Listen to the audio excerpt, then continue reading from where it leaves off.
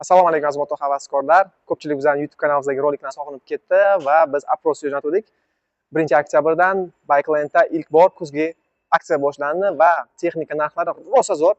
O'sha narxlar bilan tanishtirish uchun Instagramda post qo'ygandim va ko'pchilik nimadan boshlashimni so'raganimda aynan CF Moto enduralar bo'yicha juda ko'p murojaatlar bo'ldi. Shuning uchun ana endi yangi kuzgi narxlar bilan tanishtirishni aynan CF Motodan boshlaymiz va yil bo'yi agar siz xarid qilmoqchi bo'lgansiz, lekin imkoni bo'lmagan bo'lsa agar hozir ayni vaqti. Chunki eng zo'r, eng nima deydi, shirin narxlar ana endi oktyabr oyida bo'ladi. Ya'ni kuzgi narxlar va bilasizlar, o'sha yangi yildan keyin dekabrga qarab narxlar sekin-sekin oshib boshlaydi. Bahorgacha narxlar faqat oshib davom etadi. Shuning uchun agar siz CF Moto mototsiklarini yo bikelarni xohlagan texnikani xarid qilmoqchi bo'lgan bo'lsangiz agar aynan shu fursatdan foydalaning. Endi barcha mototsiklimizda narxlar hozir skidka narxlarda ketyapti. Hammasini birma-bir sizlarga videoda tushuntiraman. Mopedlarimiz вообще bomba narxlarda bo'lib ketgan. Uni videoning oxirida, chunki boshlanish bo'lsa CF Motodan boshlaymiz, keyin pastga byudjetga qarab tushib ketaveramiz. Va oxirlarida eng dastlabki modellar bilan sizlarni tanishtiraman. Demak, ketdik, obzorimizni boshlaymiz. Obzorimizni nimadan boshlaymiz deganda ko'pchilik enduro mototsikldan so'ragan CF Light seriyasini. Shuning uchun birinchi bo'lmasa CF Light seriyasi bilan tanishtiraman, keyin CF Motoning kattaroq mototsikllari narxlari bilan tanishamiz. Ketdik. Bizning obunachilar ichida CF Motoni bilmaganlar ham juda ko'p ekan. Shuning uchun CF Moto bo'yicha birinchi tushunchani berib o'taman. CF Moto bu Xitoyning eng ilg'or brendi hisoblanadi. Bugungi kunda eng tez rivojlanayotgan 100 dan ortiq mamlakatlarda rasmiy distribyutorga ega bo'lgan, shu jumladan O'zbekistonda ham Bikeland CF Motoning rasmiy distribyutori. Shuning uchun barcha CF Moto texnikalarini Bikelanddan siz 2 oylik kafolati bilan, servis poddershkasi bilan va original zapchastlarni sotib olish imkoniyati bilan xarid qilishingiz mumkin bo'ladi. Endi birinchi CF Moto Xitoy brendlarining ichida eng birinchi katta kubaturalik mototsikl ishlab chiqarilgan brend hisoblanadi. Va ular 95-yilda 650 kubalik mototsikllarni chiqarishni boshlagan. Shuning uchun ham aynan katta kubaturalik mototsiklarda bular Xitoyning eng ilg'or brendi hisoblanadi. Va dunyodagi eng rivojlangan moto ishlab chiqaruvchi zavodlar ham u bilan hamkorlik qiladi. Jumladan KTM, Avstriyaning eng yetukchi va Yevropada eng taniqli brendlardan bo'lgan KTM brendi ham o'zining katta kubaturalik mototsiklarini aynan Xitoyda CF Moto zavodida ishlab chiqadi. Va bundan tashqari yaqinda endi Yamaha ham CF Moto bilan yangi zavod quryapti va Xitoyda sotiladigan barcha Yamahalar aynan shu CF Moto zavodida ishlab chiqariladi. Va sekin-sekin boshqa davlatlarga ham eksport qilish rejalashtirilgan. Xullas, endi CF Moto to'g'risida tushuncha berdik va ko'pchilik bizda so'raydi, qaysi mototsikldan boshlaganim ma'qul deydi. Replika mototsiklar bilan bellashadigan CF Motoda ham hozirda yechim bor, chunki CF Moto eng Xitoyning qimmat brendi hisoblanadi. Грубо говоря, Mercedes va ular hozir uni yanada qimmatroq qilmoqchi, chunki jahon chempionatida 250 kubgacha bo'lgan mototsikllar ichida CF Moto jahon chempioni bo'ldi. Birinchi o'rinni egalladi va birinchi marta Xitoy brendi jahon chempionatini yutdi o'shana hisobida. Va juda katta atrif bilan, ya'ni 21 ta etapdan 17 ta etapda CF Moto mototsiklari birinchi mesada kelib oltin kubokni kiritdi. Undan tashqari Moto 3, Moto 2 musobaqasida, ya'ni 650 kubgacha bo'lgan mototsikl ichida ham CF Moto doim podiumlarda va birinchi o'rinlarda kelmoqda va bular endi keyingi yillardan mirovoy chempionatda eng korolevskiy gonkasiga, ya'ni World Superbike seriyasiga, ya'ni 1000 kubok mototsikllarning poygasiga qatnashishni rejalashtirgan va unga millionlab dollardan tikyapti. O'tgan yil Italiyada prezentatsiya qilindi dvigateli, yangi V4 dvigateli. Ko'pchilik uni Ducatiga juda o'xsharkan deb aytishdi va bu yil endi xudo xolasa shassini ham prezentatsiya qiladi. Demak, endi sizda tanlov bor. Birinchi mototsikl sifatida nimani olay? Replikalarimiz bor. Replikadan sekin o'tamiz, chunki replikalarimizni narxlari просто вообще bomba. Bunaqa narxlarda bunaqa sifatli replikani topolmaysiz, aniq. Ular bilan ham tanishtirib o'tamiz. Endi CF Moto borasida ko'pchilik bizda immindan Instagramga aka CF Motolarni tushuntiring deganda, aynan novichoklar uchun bizda 3 ta mototsiklimiz mavjud va CF Moto harakat qilyapti. Oldin faqat premium qimmat segmentda ishlagan bo'lsa, endi pastroq tushib yoshlarga ham CF Motoning sifatini tushuntirish uchun mana shu 3 ta modelni prezentatsiya qilyapti O'zbekiston bozorida va birinchisini sizlar bilan tanishtirib o'taman. Bu CF Moto 250 SR. Aynan shu mototsikl bu prototipida, ya'ni gonichniy versiyasida CF Moto 2024-yilda jahon chempioni bo'ldi. Xullas, mototsikl o'ziga xos xususiyatlari nimada? Birinchisi bu albatta dvigatel. Dvigatel KTM 250 Duke seriyadagi dvigatel 250 kub uchun juda quvvatli hisoblanadi. 28 ot kuchi beradi.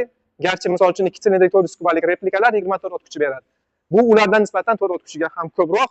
Bundan tashqari, bunda elektronikasi CDI sistema orqali emas, ya'ni kommutator orqali emas, aynan ECO tizimi, ya'ni kompyuter orqali boshqariladi. Ya'ni o'sha kompyuter o'zi ham dvigatelni boshqaradi, ham bundan tashqari ABS sistemasi ham bunda boshga qo'yilgan va boshni komponentlar asosida ishlaydi. Va bu sistema miyasiga integratsiya qilingan. Ya'ni siz mototsiklni diagnostika qilish imkoniyatiga egasiz. Bittagina kompyuterni ulab, biz to'liq mototsiklni diagnostika qilsak bo'ladi. Xuddi hozirgi zamonaviy qimmat mashinalarga o'xshagan holatda. Xullas, maksimal tezligiga to'xtaladigan bo'lsak, zavod ko'rsatgan maksimal tezlik 135 km/soat tezlikka erishadi. Lekin bitta narsani bilish kerak, Safemoto doim eng past ko'rsatkichlarni ofitsial qilib ko'rsatadi. Real haydab yurgan odamlar, o'zimizning mijozlarimiz bu mototsiklda 150-155 km/soatga chiqqan. Po GPS u, speedometr bo'yicha emas, imенно GPS bo'yicha shunaqa tezlikka chiqqanmiz degan gaplarni aytishyapti. Hop, yana qanaqa afzalliklar bu mototsiklning? Mototsikl elektron kompyuterda dvigateli, injektorni и farsunkalargacha hammasi немецкий оборудование, boshni оборудованиялар turadi. Mototsikl 6 bosqichli korobka bilan jihozlangan. Водяное охлаждение aytganimdek, baki adashmasam 12 litrni tashkil etar ekan va o'rtacha yoqilg'i sarfi juda kam bu mototsiklda. Agar siz buni normal rejimda haydasangiz, o'rtacha yoqilg'i sarfi atigi 3 litrni tashkil etadi. Bu diqqat 28 ot kuchiga ega bo'lgan dvigatelni o'rtacha benzin sarfi. Mototsikl to'liq trek mototsikl hisoblanadi. Shuning uchun agar siz sportbayklarga qiziqsangiz, lekin siz tezlikdan qo'rqsangiz agar va DTPlardan qo'rqsangiz agar, aynan shu mototsikl sizni barcha ehtiyojini qondiradi. Chunki bu sizga realniy sportbaykni manyovnis upravlensini beradi. Bemalol siz sirpantinglarda yo mana o'zimizni Amursoylarda chiqayotgan perivallarda ham bemalol yotqizib tizangiz tekkancha, agar yetarli naviklaringizga ega bo'lsangiz agar tizangiz tekkancha mototsikl yotqizsangiz bo'ladi. Chunki bu imенно trek uchun mo'ljallangan, buni geometriyasi ham o'shanga mo'ljallangan. Ya'ni mototsikl yotishlarga hammasiga bardosh beradi. Misol uchun replikalarda kim bilsa agar sal yotqizganda ko'tib ketib qoladi. Chunki u mototsikl bu narsa uchun moslashmagan. Bu imенно trek upravleniya uchun o'sha jahon chempionatida ishtirok etish uchun qilingan mototsiklning gражданский versiyasi. Shuning uchun juda zo'r boshqariladi. Videolarni ko'rsa ko'p, kim qiziqsa YouTube'ga kirib tomosha qilishi mumkin bo'ladi. Yana bitta zo'r особенный funksiyasi bor. Hozir buni men 250 NK ni birinchi tushuntiraman tagida, narxlarni ham aytib o'taman. Opish tomonlari juda ko'p. Endi yana bitta o'ziga xos tomoni, bu mototsiklda bu byudjetdagi klass yo'q bo'lgan narsa, bu проскар сцепленияsi mavjud. Ya'ni bu bonus texnologiyadan kelgan paytda siz korpuslarni поворотda tashlagan paytda siz orqa korpus blokirovka qilib mototsikl tayyor ketmaydi. O'shani oldini oladi. Scepleniyasi o'zi tayyorladi, mototsikl zatsep ushlayveradi. Bu novichoklar uchun juda qo'l keladi, chunki поворотda bilmasdan skorost tashlagan, muftani tashlagan paytda mototsikl o'tib ketib yiqilib qolishi mumkin. Bu o'shani himoya qiladi. Maksimalna birinchi mototsikl qidirayotganlar uchun eng xavfsiz mototsikl va bu byudjetlarda bunga teng mototsikl topolmaydi. Bitta model bor, bu yana buni o'sha egzagi faqat street versiyasi, bu Safemoto 250 MK. Bunda aytilgan narsani deyil, hammasi shu mototsiklda, faqat bular klassi bilan farq qiladi. Statistikamiz bo'yicha ko'p novichoklar hammasi aynan eng ko'p tarqaladigan bu sportbayklar. Sportbaykga qiziqadi, lekin ba'zilar street ham so'rab turishadi, chunki street вообще o'rganishga eng qulay mototsikl hisoblanadi va bu 250 SR ni street versiyasi ham mavjud, bu 250 MK. Yuqorida aytilgan barcha ma'lumotlar MK seriyasiga ham to'g'ri keladi. Ya'ni absolyutno bir xil shassi, ya'ni bir xil dvigatel, bir xil rama, bir xil shassi. Faqat dizayniga farq qiladi. Ya'ni bu sport dizaynda, bu street dizaynda va dizayndan tashqari posадкасы ham juda farq qiladi. Streetda ko'rayotganingizdek rul уже tepada ko'tarilgan, o'tirish siz уже engashib o'tirmaysiz, anchagina qulay bo'lib o'tirasiz va podnoshkalar oldinga pastga siljgan. Mana oyog'ingizni qo'ysangiz, bunda posадка anchagina. Sport baykda qo'lingiz pastroq tushadi, oyog'ingiz orqada bo'ladi. Shuning uchun qo'lga nagruska keladi. Ko'pchilikka mana shu tomoni sport bayklarni yoqmaydi.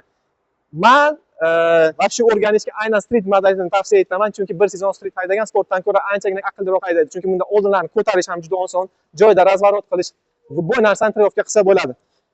Mototsikl shunaqa kuchliki, novichoklarga plus tarafi bunda joydan qo'zg'otganda o'chib qolish qobiliyati bo'lmaydi, chunki kurchash momenti baland, siz oldinga splenini qo'yib yuborganingiz bilan mototsikl sizib ketaveradi. Gaz berish ham shart emas. Bu 250 kubalik mototsikl uchun juda katta plus hisoblanadi. Bundan tashqari splenisi juda yumshoq, buni qiz bolalar ham eng kichkina barmog'i bilan bemalol bosadi. Bunaqa yumshoq splenni men testni ham bironta mototsiklda ko'rmaganman. Endi narxlarga to'xtalib o'tadigan bo'lsak, bu uchun spiskamni ochaman endi. 250 SR modelimiz narxi hozir kuzgi aksiyada narxi yanada tushgan. Oldingi narxi 51 million 600 edi. Hozirgi narxi 250 SR ni 47 million 910 ming so'm. Juda zo'r narx va ikkinchi uni street versiyasini narxi 48 million atrofida edi. Hozirgi narxi 44 million 670 ming so'm.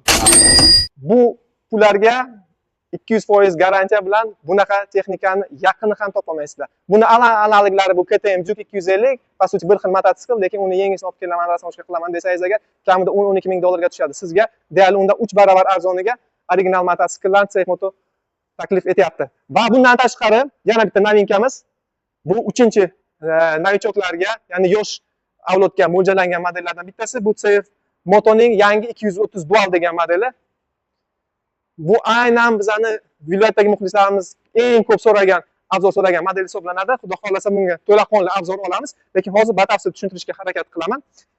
Demak, mototsikl asosan har kunlik minishga mo'ljallangan mototsikl hisoblanadi va bu Janubiy Amerika bozorlarida Honda Bros modelini segmentini katta ulushini olib qo'yishga mo'ljallangan model hisoblanadi. Chunki Honda Bros Janubiy Amerikada, yana Braziliyada, Latinska Amerikada, Meksikada millionlab sotiladi va hozirgi kunda aynan CF Moto Dual 230 modeli ham millionlab sotilyapti o'sha bozorlarda. Po suti bu o'sha Honda Bros bazasida qilingan mototsikl, lekin narx jihatdan unda ancha arzon. O'zbekiston bozorida ham buni narxini eshitib prosta shok bo'lasiz. Chunki bu CF Motoni yanada byudjeti kamroq, pastroq bo'lgan odamlarni xarid qilish imkoniyatini beradi. Shuning uchun ham bu modelni biz aynan O'zbekiston bozoriga tatbiq etyapmiz. Ya'ni siz bu modelni minganingizdan keyin CF Motoning sifatini nimaligini tushunasiz va undan keyin ham albatta Xitoy brendlari ichidan faqat CF Motoni tanlaysiz. Bizning bu praktikamiz bo'yicha. Qisqacha texnik xarakteristikaga to'xtataman. Mototsiklimiz 230 kubalik dvigatel bilan jihozlangan, balanser vali bor, 14 ot kuchi atrofda mощностьga ega, 12 litrlik baki bilan o'rtacha benzin sarfi 2,5 litrni tashkil etadi va siz ko'rayotganingizda siz bundan deyarli 500 kilometrgacha masofani bemalol bosib o'ta olasiz. Kunlik foydalanishga mo'ljallangan. Shuning uchun buni yoqilg'i sarfi juda past va kunlik xarajat qiladigan, ya'ni rasxodnikda bo'lgan qiymatlari ham juda past. Har kun ishlatishga mo'ljallangan mototsikl. Ko'rayotganingizdek, plastik elementlar juda chiroyli va pokraskalar ham o'ta sifatli qilingan. Plastik jihatdan endi umuman boshqacha darajada sifatlari prosta bomba buni. Pokraskalarga bitta e'tibor bering. Spitsovni oldin orqa koloslari siz любой o'qir-cho'qir yo'llarda yurish imkoniyatini beradi. Diskani bukib qo'ymasligini oldindan oladi. Podveskalari oldin teleskopichskiy, orqasi gazomaslini. Buni hozir ishlashini bitta ko'rsatib yuboraman. Tovushlari ham eshitilsa kerak, endi ko'ramiz mikrofonda. Mana shu pislab ishlaydi. Agar siz bitta mototsikl olib buni 10 yil, 15 yil minaman desangiz agar, arzon pulga bundan zo'r varianti yo'q. Men ko'pchilikka maslahat beraman. Chem 200 talik replika sport baklardan ko'ra aynan shu mototsiklni olish maslahat beraman, chunki bu dinamika jihatdan 200 talik sport baklardan ancha chaqqon bo'ladi, bundan tashqari juda sifatli bo'ladi.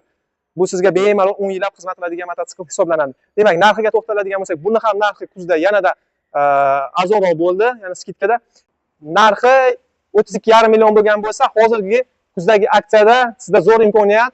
Hozir kuzdagi aksiya bilan buni narxi 29 million 710 ming so'm tashkil etadi. Ya'ni sizga bu deyarli 3 millionga arzonroq tushadi.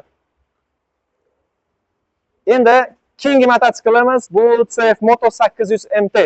Men eng yaxshi ko'radigan mototsiklarimdan bittasi, chunki o'zim ham shu mototsikldan foydalanaman. Buni ham kuzda juda zo'r narxga xarid qilish imkoniyatiga egasiz.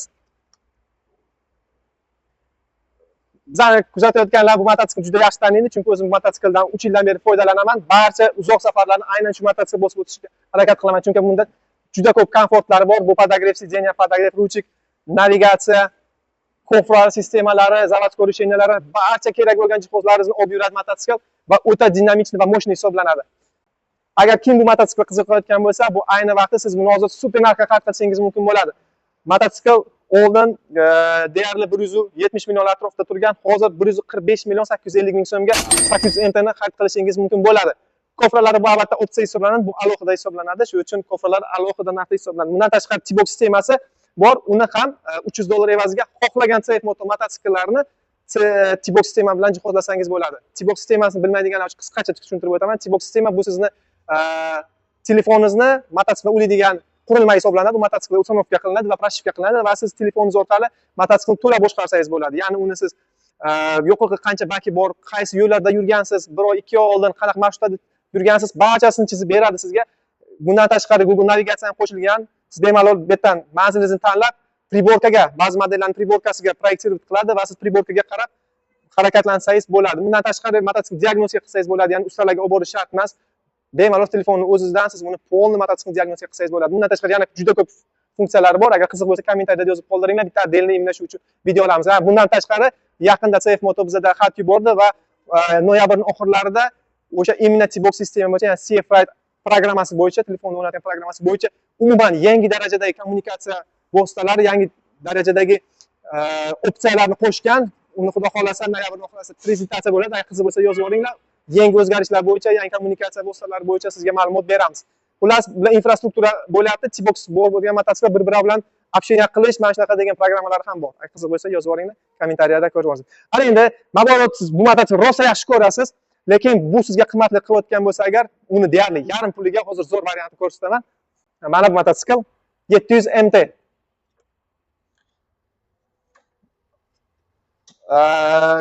Ko'p holda bizning mijozlarimiz mijozlaymiz. Biz do'konga tashrif buyuruvchilar mototsiklni sinagan payti bilmayman, 6-skorsgacha mototsiklni olib chiqishadi korobkasini, nima uchunligini bu men uchun sir. Kim bilsa agar kommentariyada yozib qoldiringlar.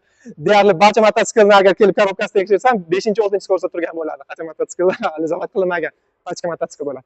Xullas, agar siz 800 MT ni rosa yoqtirsangiz, ko'pchilikga dizayn yoqadi, lekin puli qimmatli qiladigani uchun eng zo'r variant bu mana yangi chiqqan 700 MT. Xarakteristikasiga to'xtalib o'tirmayman. Agar qiziq bo'lsa yozib olinglar, bunga bitta obzor olamiz, chunki yangi model, biz bunga hali to'laqonli obzor qilmaganmiz. Qiziq bo'lsa yozing. Prosta narx bilan tanishtirib o'taman.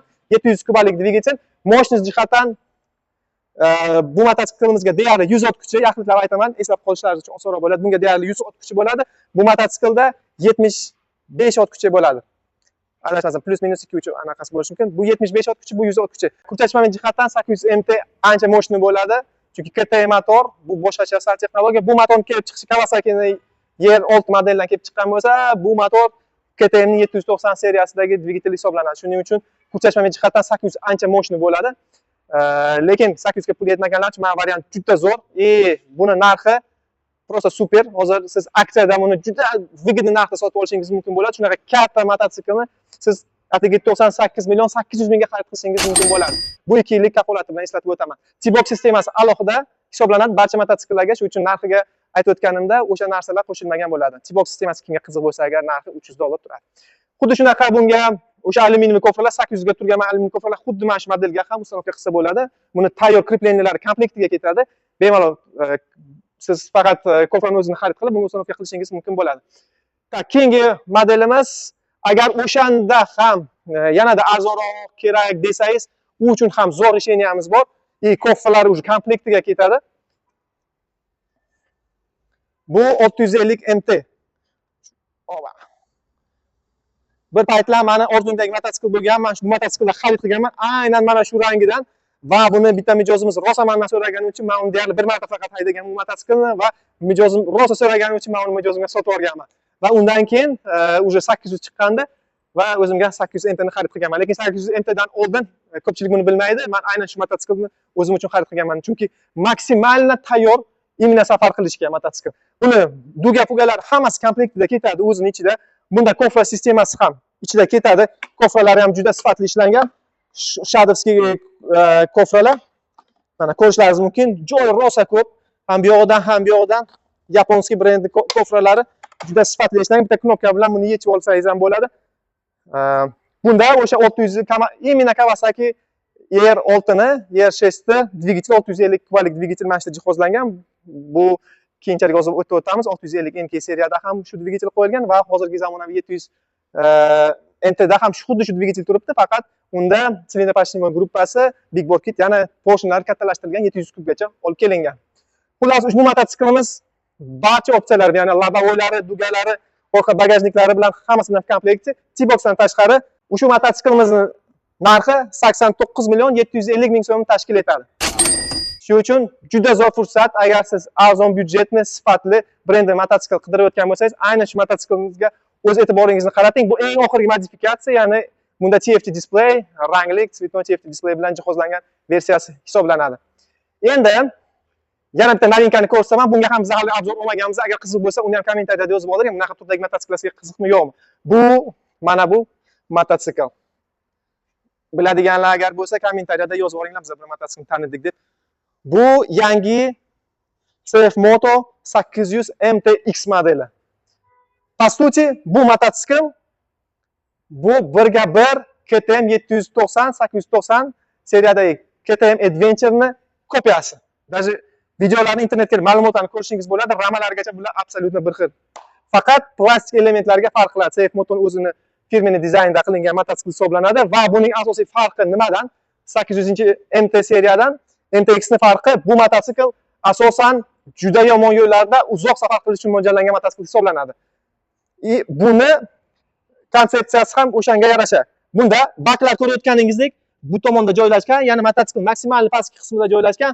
Bu nima uchun qilishning asosiy sababi, mototsiklni siz off-roadda harakatlanishingizda sizga juda yengil ta'sir qiladi, chunki bakingiz pastda bo'lgani uchun sentr tyajishi, og'irlik nuqtasi juda pastda va siz mototsiklning og'irligini his etmaysiz. Shuning uchun buni agar bundoq qilib o'ynasangiz, xuddi sizga bir 350 talik mototsiklga o'xshatib ketadi. 800 MT bilan siz bunaqa tez qimirla olmaysiz. Va bundan tashqari bunda kolisolar ham farq qiladi. 800 MT Touringda 19 ga 17 turgan bo'ladi, ya'ni более дорожно ориентированный razmer kolos bo'ladi, g'ildiraklar o'lchamlari. MTX da esa klassik off-road uchun mo'ljallangan mototsikl singari o'rnidan 21 dyumovi, orqasidan 18 dyumovi disklar bilan jihozlangan bo'ladi. Ya'ni anchagina ko'taroq o'lchamda. Va bundan MT Touringdan farqli o'laroq ba'zi bir opsiyalar olib tashlangan. Ya'ni bunda podogrev ruchik mavjud emas, sidenani podogrevi mavjud emas, lekin bularning hammasini opsiya tariqasida qo'shimcha ustanovka qilsa bo'ladi. Xuddi shunaqa ko'rayotganingizdek, bunda hozir dugalar ham mavjud emas, lekin bu zavodskiy katalogda bor.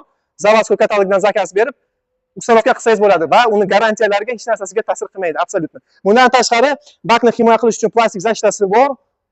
Opsionalna, original zavodda alyuminiy 5 mm lik zashtasini ham ustanovka qilsa bo'ladi. Mototsikl menga to'g'risini aytaman, juda yoqqan.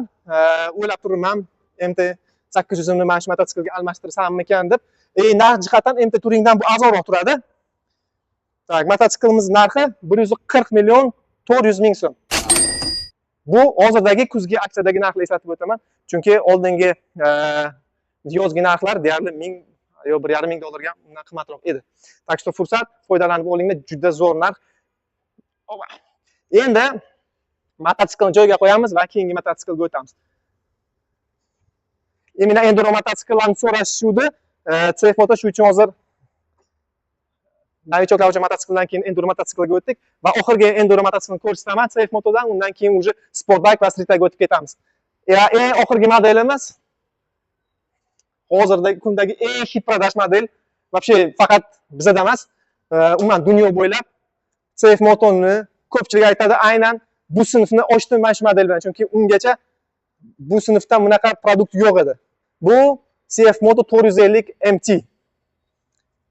MTning 450 kubov versiyasi bu 2 silindrli dvigatel bilan jihozlangan. Nima uchun barcha dunyodagi ekspertlar bu CF Moto yangi segment ochdi deyapti? Chunki bungacha bu turdagi mototsiklga yaqin eng bo'lgan mototsikl bitta mototsikl bo'lgan, u ham Royal Enfield Himalayan degan mototsikl. Xuddi shunaqa yengil va safar uchun mo'ljallangan mototsikl hisoblangan. 1 silindrovi dvigatel bilan 400 kubalik dvigatel bilan jihozlangan bo'ldi. Lekin CF Moto 400 kubalik adventure mototsikllarning ichida 2 silindrovi dvigatel bilan kirib ketdi. Bungacha ko'p adventure mototsikllar 650 kubgacha 1 silindr dvigatel bilan jihozlangan bo'lgan va kim men videolarimni ko'rgan bo'lsa, men ham o'zim fikrimni aytgan o'sha yerda, oldin rosan Honda 650 lar, Yamaha Tenera'lar, ham 600 taliklar, 660 lar o'sha mototsiklni haydaganman, aytganmanki, u mototsikllar safarda umuman yaramaydi. To'g'ri, off-roadda siz ulardan yaxshi yurasiz, yo'l bo'lmagan joyda, lekin trassada rosa qiynalasiz. Komfortni tezlik ularda odatda 80 km/soat tashkil etadi. Trassada qulay harakatlanish uchun albatta sizga ikkita va undan ko'proq silindrlar kerak bo'ladi. Chunki bu zo'r dinamika beradi, bu plavna ruchka gazdan ishlashini beradi, vibratsiyalar ancha kam bo'ladi bunaqa dvigatellarda. Ya'ni shu segmentda CF Moto kirib bordi o'zini 2 silindrovi dvigatel bilan. Po sути bu motor bizga 450 SR bilan juda tanish bo'lgan motor va birinchi 450 SR endi bu prezentovat qilindi, undan keyin 450 NK da street versiyada ularda ham o'tamiz. Videomiz davomida narxlar bilan tanishtirib o'taman. Narxlar вообще zo'r bo'lgan. Так что hozir vaqti как раз. И uchinchi mototsikl bo'lib, bu dvigatel bilan aynan 450 MT prezentatsiyasi bo'lgan. To'rtinchi mototsiklimiz bu 450 CLC. Uni ham ko'rsamiz, chunki unga ham to'laqonli obzor olmaganmiz. Bu mototsikl qiziq bo'lsa agar, to'la obzor kerak bo'lsa agar, e'tiboringlar, men hozir tez aytib ketaman. Texnik xarakteristikalar 44 ot kuchi, bakning sig'imi 17,5 litr.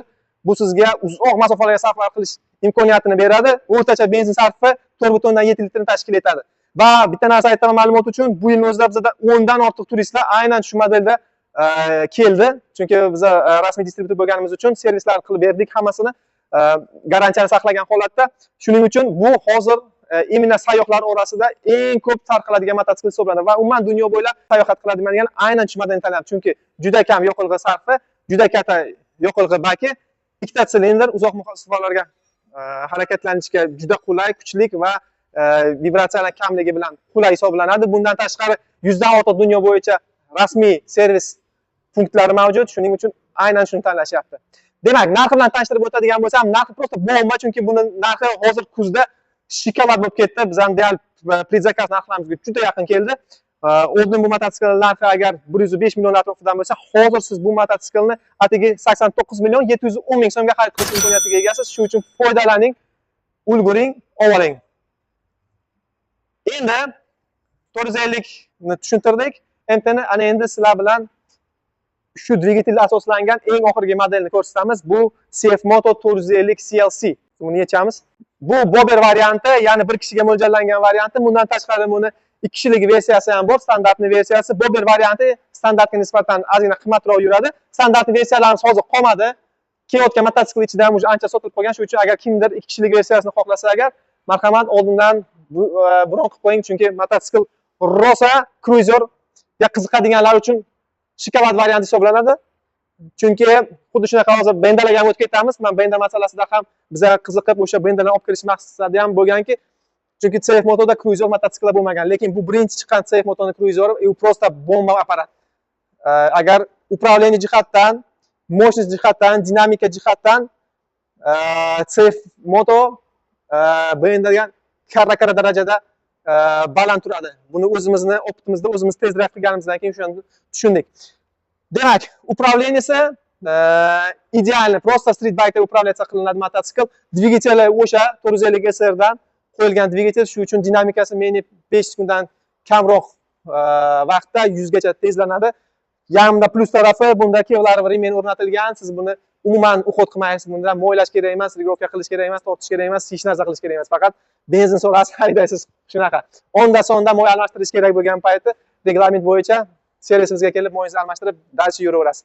Mototsikl dizayn tarafi menga rosa yoqdi. Aynan shu Bober varianti, orqada krolari o'zimizni eski yoshlikdan mingan Ural, Ish-9 mototsiklarga o'xshab ketadi. O'sha uchun rosa menga bu mototsikl simpatik hisoblanadi. Narxiga to'xtaladigan bo'lsak, hozir buni kuzda bomba narxda sotib olishingiz mumkin bo'ladi. Atigi 8-7 million 200 ming so'mga shu mototsiklni xarid qilishingiz mumkin bo'ladi. Bundan tashqari bunga T-box sistema o'rnatsangiz agar juda chiroyli tomoni, buni priborkasi krugli bo'lgani uchun krugli priborkaning ichida shunday kartalar, navigatsiyalar chiqadi, короче, prosta bomba.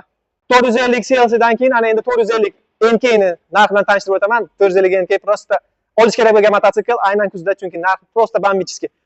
Demak, 450 NK.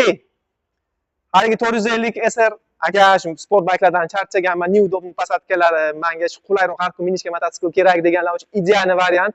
Novichoklarga ham bo'ladi. Agar siz yoshingiz agar shu 28-29 dan teparoq bo'lsa agar, sal o'zingiz bosib olgan bo'lsangiz agar, shu mototsiklni eng maksimum xarid qilishingiz kerak bo'lgan mototsikl shu hisoblanadi.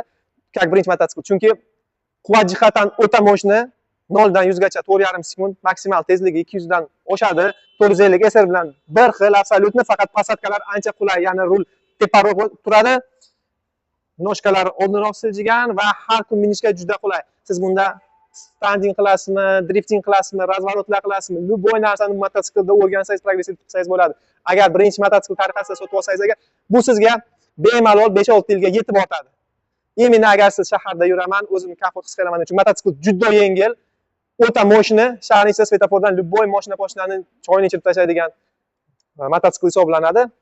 va narxi bilan tanishtirib o'taman. Narxi atigi 79 million 510 ming so'm. Bu yangi CF Moto 450 NK ni narxi. Tak. Ana endi CF Moto 450 NK narxini tanishtirganimizga bu mototsiklimizni CF Moto 650 NK ni narxi bilan tanishtirib o'taman. Buni ham narxi juda zo'r. Katta kubaturalik mototsikl arzonga qidirayotganlar uchun idealniy variant. Bu yaponiyas olaymi, nima qilaymi, u pulga hech narsa bermaydi, lekin buni puliga aniq zo'r bu yaponiyas topa olmaysiz 600 kubalik. Demak, 650 NK bu mototsikl hozirgi kunda ishlab chiqarilishi to'xtalyapti, chunki 675 seriyasi ishlab chiqarish boshlandi. Shuning uchun bu mototsiklni biz ham juda zo'r narxga beryapmiz.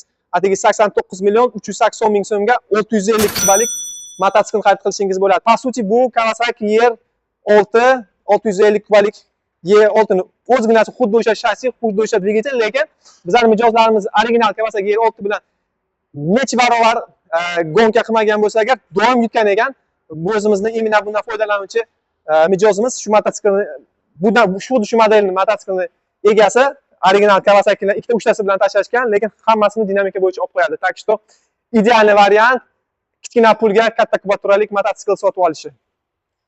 Va undan keyin yana bitta zo'r modelimiz CF Moto 700 CLX Sport. Bizlarni kuzatayotganlarni ko'pchiligi biladi. Ushbu mototsikl men eng ko'p maslahat beradigan mototsiklim. Yosh kattaroq novichoklarga aynan shu mototsikl maslahat beraman. Ko'pchilik biladi Heritage versiyasini, ya'ni bolее посадкалari streetga o'xshagan rullari baland, anaqa bu sport versiyasi Heritage versiyasidan farqli o'laroq Heritage'da agar 18 ga 19 koleslar o'lchami bo'lsa, bunda ikkalasi 17 turadi. Slikovni balonlarda va bunda oldindan двойной Brembo tormozlar turadi. Bu Heritage sportivniy versiyasi hisoblanadi. Xuddi shunaqa kliponlar и ham посадка spasu. Dizayn tarafdan prosta yoradi, juda stilli mototsikl hisoblanadi. Shuning uchun Yevropada bu mototsikl beshini minglab sotiladi. Dinamikasi ham o'ta moshni, 3-9 sekund 100 gacha 75 ot kuchi quvvat beradi. Narxini tanishtirib o'taman, chunki narx ham juda zo'r bo'lgan. Atigi 96 million 210 ming so'mga sport versiyasini xarid qilishingiz mumkin. Agar sizga Heritage versiyasi kerak bo'lsa, bu bundan ham arzonroq. Heritage'larimiz siz afsuski qolmagan hozir. Kelgan Heritage'lardan o'tgan partiyamiz ham kelgancha hamma sotilib bo'ldi. Shuning uchun agar sizga Heritage versiyasi kerak bo'lsa, oldindan aloqaga bizga chiqib o'zga bitta bron qilib qo'ying, chunki kelayotgan Heritage'lar kelgancha hamma sotilyapti. Bundan tashqari Adventure versiyasi ham bor. Eng qimmat versiyasi Adventure hisoblanadi va u versiyadan ham hozircha natija qolmagan. U versiyalar bizda dekabrda kutilyapti kelishi. Shuning uchun oldindan aloqaga chiqib, agar o'sha versiyasi ham kerak bo'lsa, bron qilib qo'yinglar. Ana endi eng qizig'i bu sport bayklar. Ko'pchilik CF Moto'ni hozir qiziqayotganlarning auditoriyasi ko'pchiligi ham sport bayklarga qiziqadi va eng topovi o'zini puliga sport bayk bu CF Moto 450 SR hisoblanadi. 400 kubalik mototsikllar ichida eng moshli mototsikllardan bittasi. Ko'pchilik mijozlarimiz YouTube uchun video qanaqa formatda bo'lishini yozganimizda, aka uzun bo'lsin, hamma texnikani bitta-bitta tushuntiring, yaxshilab tushuntiring deganlar juda ko'p bo'ldi. Shuning uchun daskanalab tushuntirishga harakat qilyapman va bu videoni bo'lmasa biz qismlarga ajratamiz, yo 2 qism qilamiz, yo 3 qism qilamiz, chunki bir qismga hammasini sig'dirish juda qiyin bo'lyapti. Shuning uchun davomi agar qiziq bo'lsa agar, ya'ni sport bayklar bilan ketamiz, ibyon davom ettiramiz. Yana bizda juda ko'p texnikalar bor. Byudjetli texnikalardan narxlar va вообще zo'r skidkalar chiqqan. Garochi agar qiziq bo'lsa agar kommentariyada fikrlaringizni yozib qoldiringlar va biz 450 SR dan boshlab davom ettiramiz. Keyingi videoda biz CF Moto sport bayklari bilan sizlarni tanishtiramiz. Atari kvadrotsikllar kerak bo'lsa, kvadrotsikllarni tanishtiramiz. Qolgan Brenda mototsikllarimiz bez prava, bez nomer yuradigan skuterlarimiz bilan agar qiziq bo'lsa agar barchasi bilan sizlarni tanishtirib o'tamiz. O'z fikrlaringizni kommentariyada yozib qoldiringlar. Video yoqqan bo'lsa, обязательно like va mototsikl qidirayotgan, qiziqayotgan tanishlarga maksimal bu videoni tarqatib tashlang, chunki sizlar bosayotgan likelar, sizlar jo'natgan ssilkalar bizani yanada motivasiya qiladi va yanada ko'proq video olishga bizani motivatsiyamizni ko'taradi. Shuning uchun keyingi videolarda ko'rishguncha, xayr do'stlar, salomat bo'ling.